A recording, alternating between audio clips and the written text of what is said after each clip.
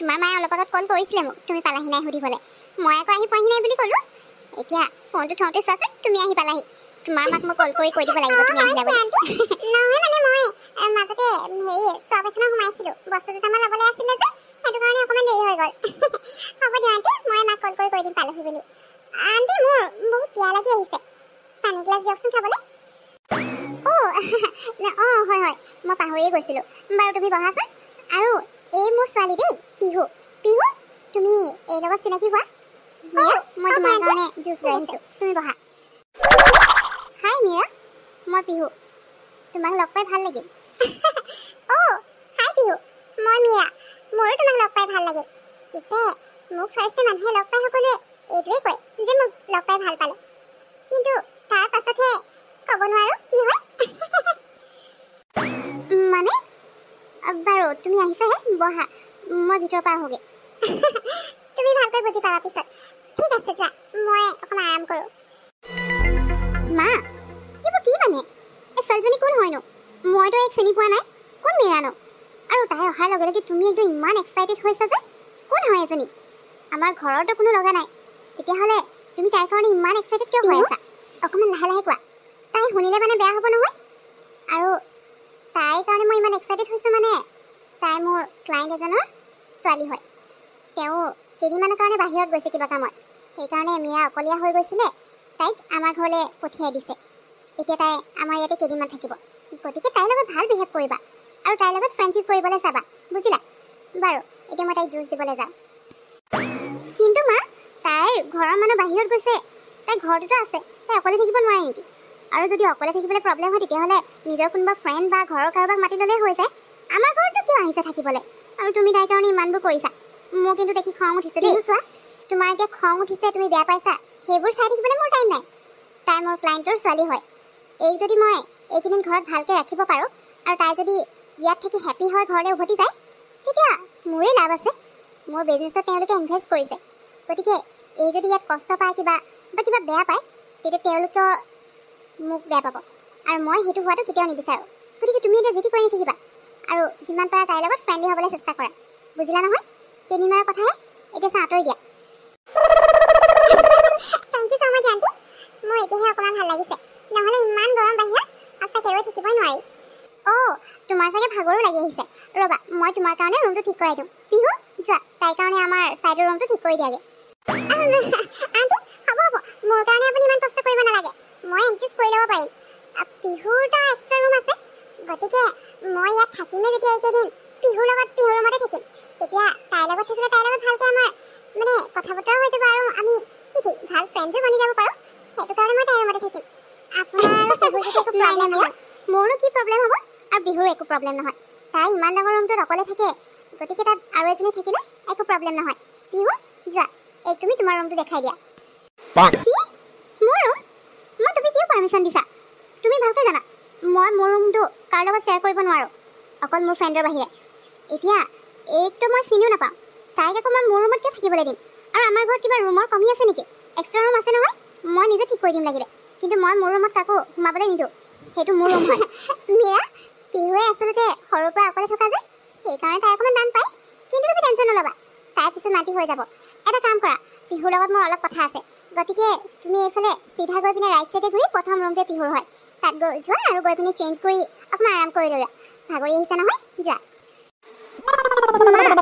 তোমাক মই বেয়া পাইছোঁ, তুমি এইবোৰ কি কৰি আছা কোৱাচোন? সৰু ছোৱালী হৈ আমাৰ ঘৰত থাকিবলৈ লৈ আহিলা, আৰু এতিয়া মোৰ ৰুমটো শ্বেয়াৰ কৰিবলৈ কৈছা? তুমি ভালকৈ জানা সৰুৰ পৰা মই অকলে থকা, আৰু মই মোৰ ৰুমটো মোৰ ফ্ৰেণ্ডৰ বাহিৰে মানে জুলিয়েটৰ বাহিৰে মই আৰু কাৰো লগত শ্বেয়াৰ কৰিব নোৱাৰোঁ। তুমি যাকে তাকে মোৰ ৰুমত তেনেকৈ থাকিবলৈ পাৰ্মিশ্যন দিব নোৱাৰা নহয়। তুমি কিয় এনেকুৱা কৰিছা বাৰু মা? ইমানবোৰ ৰুম আছে, মই ঠিক কৰি দিম নহয়। চোৱা পিহু, মই অলপ আগত তোমাক কি কৈছিলোঁ বুজি নাপালা? তাই মোৰ ক্লায়েণ্টৰ ছোৱালী হয়, আৰু তাই ইয়াত যি বিচাৰে যেনেকৈ বিচাৰে তেনেকৈ থাকিবলৈ দিব লাগিব, যাতে তাই ইয়াত বেয়া পাই নাযায়। ঘৰত গৈ এইটো নকয় যে তাত তেওঁলোকে মোৰ লগত ভাল ট্ৰিট নকৰিলে। মই বিচাৰিছোঁ তাই ইয়াৰ পৰা ঘৰলৈ গ'লে মানে ঘৰত গৈ কয় যে এই ইয়াত থাকি বহুত বেছি ভাল পালে, আৰু আমি তাইৰ লগত বহুত ভাল বিহেভ কৰিলোঁ, সেইটো শুনিবলৈ পাওঁ যাতে। তুমি এইবোৰ কৰি থাকিলে দেখিছোঁ তেনেকুৱা একোৱেই নহ'ব। এতিয়া এটা কথা নক'বা। আৰু তাইক বেলেগ ৰুমটো মই দিবলৈ বিচাৰিছিলোঁ, কিন্তু তাই তোমাৰ লগত থাকিব বিচাৰিছে, তোমাৰ লগত ফ্ৰেণ্ডশ্বিপ কৰিব বিচাৰিছে। গতিকে সেই জুলিহঁতৰ লগ এৰি তুমি অকণমান এনেকুৱাবোৰক নিজৰ ফ্ৰেণ্ড বনাবলৈ চেষ্টা কৰা, বুজিলা নহয়? মাক কোনোবাই কিবা যাদু টনা কৰি দিয়া নাইতো নে? এই ছোৱালীজনী অহাৰ লগে লগে মাক একদম নিজৰ হাতৰ মুঠিত কৰি ল'লে। মই নিজৰ ছোৱালী হয় মোৰ লগতে এনেকুৱা বিহেভ কৰিছে, মোৰ ৰুমটো বেলেগক দি দিবলৈ কৈছে। আৰু সেই ছোৱালীজনীও কম নহয়, তাই মোৰ ৰুমটোতহে চকু, বেলেগ ৰুমত থাকিব নোৱাৰে নেকি? মোৰ ৰুমটোত থাকিম বুলি ক'লে যে। এতিয়া মোৰ ৰুমত মানে মোৰ ঘৰটোতে মোৰ অধিকাৰ নাই নিচিনা লাগি গৈছে। মায়ে যেনেকৈহে মোক কৈছে আৰু এইজনীক ইয়াৰ পৰা খেদিব লাগিব। মায়ে যি কৈ থাকিব, কিন্তু এইজনীক মই ইয়াত থাকিব দিব নোৱাৰোঁ।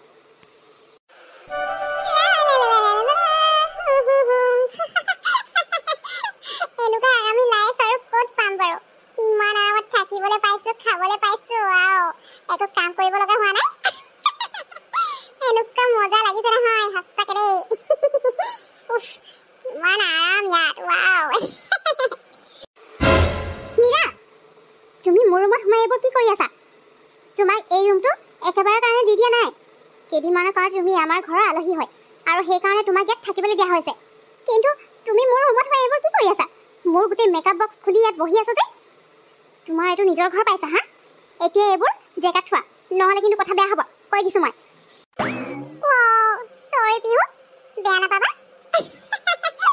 কিন্তু কি কৰিবা, তোমাৰ মায়েহে মোক পাৰ্মিশ্যন দিছে।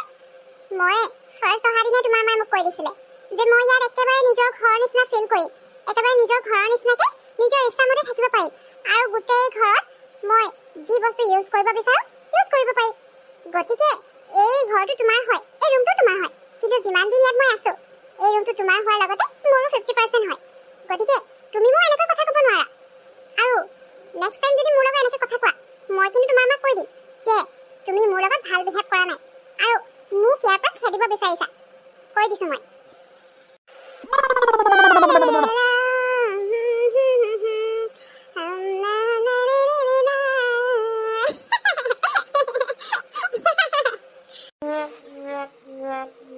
পিহু, তুমি এইটো টাইমত ক'ত যাবলৈ ওলাইছা? এতিয়া আকৌ তোমাৰ কি কাম ওলালে? চোৱা, আমাৰ ঘৰত আলহী ছোৱালী এজনী আছে। গতিকে এতিয়া তুমি জুলিৰ লগত টাইম দিয়াতকৈ আলহী ছোৱালীজনীৰ লগত অলপ ভালদৰে চিনাকি হয় তাইৰ লগত ফ্ৰেণ্ডশ্বিপ কৰিবলৈ ট্ৰাই কৰা। এনেকৈ ঘূৰি ফুৰিলে নহ'ব নহয়। মা প্লিজ, বহুত হৈ গ'ল আৰু। এতিয়া মই এইটো ঘৰত নাথাকোঁ। যেতিয়ালৈকে এই ছোৱালীজনী ইয়াৰ পৰা গুচি নাযায় তেতিয়ালৈকে মই ইয়াত নাথাকোঁ। মই লাগিলে হোটেলৰ ৰুম বুক কৰি তাত থাকিম, নহ'লে কোনোবা ফ্ৰেণ্ডৰ ঘৰত থাকিম। তুমি মোক কি বুলি ভাবিছা হা? প্ৰথমতে তাই আহিলে আৰু তাইক মোৰ ৰুমটো দিছা। এতিয়া তাই মোৰ ৰুমটো নিজৰ ৰুমৰ নিচিনাই গোটেই অৱস্থা বেয়া কৰি থৈছে। মোৰ গোটেই মেকআপ বক্স ইউজ কৰিছে আৰু মই ক'বলৈ যাওঁতে কৈছে তুমি বোলে তাইক পাৰ্মিশ্যন দিছা এই গোটেই ঘৰটোৰ যিমান যি আছে তাই চব যেতিয়া মন যায় তেতিয়া ইউজ কৰিব পাৰিব, নিজৰ ঘৰৰ নিচিনা তাই থাকিব পাৰিব হেনো। আৰু মই যদি তাইক কিবা এটা ক'বলৈ যাওঁ তেতিয়া তাই তোমাক লগাই দিম বুলি কৈছে। এনেকৈ আৰু নিজৰ ঘৰতে লোকৰ কথা শুনি মই কেতিয়াও থাকিব নোৱাৰোঁ। তোমাৰ ক্লায়েণ্টৰ ছোৱালী হয়, গতিকে তুমিয়ে যি কৰা কৰি থাকা, মই এইবোৰ একো কৰি থাকিব নোৱাৰোঁ। গতিকে মই এতিয়া ইয়াৰ পৰা গৈছোঁ আৰু মোক যাতে তুমি আমনি কৰি নাথাকা। এই ছোৱালীজনীৰ লগত নহ'ব আৰু। গৈ থাকক য'ত যায়, ঘূৰি তই ঘৰলৈ আহিব লাগিব।